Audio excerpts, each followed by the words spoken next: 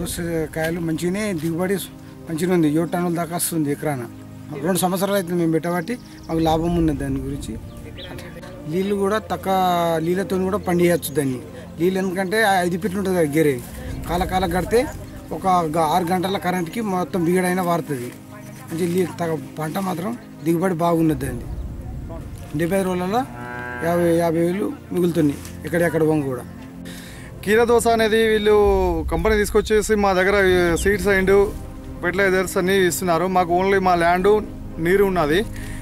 విత్తనాల కాడికి వెళ్ళి ఫెర్టిలైజర్ వరకు అన్నీ వాళ్ళే ఇస్తూ మాకు చాలా సంతోషంగా చెప్పదలుచుకున్న విషయం ఏంటంటే, మాకు 70 నుంచి 75 రోజుల మధ్యలో క్రాప్ వచ్చేస్తుంది కీరా దోస. మాకు ఎకరాకి వచ్చేసి 6 టన్నుల నుండి 7 టన్నుల వరకు దిగుబడి వస్తున్నది. ఒక ఎకరానికి వచ్చేసి 50,000 వరకు మాకు దిగుబడి ఉంటుంది. ఒక 20,000 ఖర్చు పోయినా 50,000 వరకు మిగులుతున్నది. ఇలాంటివి మా గ్రామంలోనే కాకుండా ప్రతి ఒక్క గ్రామంలో రైతులు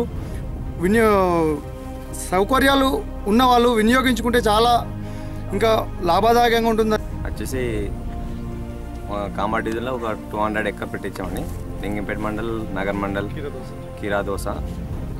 మా కంపెనీ వచ్చేసి Welby foods private limited and India Hyderabad office అండి. ఎకరానికి వచ్చేసి మొత్తం ఫర్టిలైజర్స్ కానీ పెస్టిసైడ్ కానీ మొత్తం మేమే కంపెనీ నుంచి ఫస్ట్ ఇవ్వగలుగుతాం. తర్వాత క్రాప్ వచ్చిన తర్వాత రైతు నుంచి మేము తీసుకున్నామండి. ఎకరానికి వచ్చేసి 60 నుంచి 70,000 క్రాప్ వస్తుంది. క్రాప్ నుంచి 20,000 ఒక 20,000 వచ్చేసి ఫర్టిలైజర్స్కు, పెస్టిసైడ్కు, సీడ్కు, కంపెనీ ఖచ్చితంగా ఒక 50,000 రైతుకు లాభం వచ్చేస్తుందండి 75 డేస్లలో.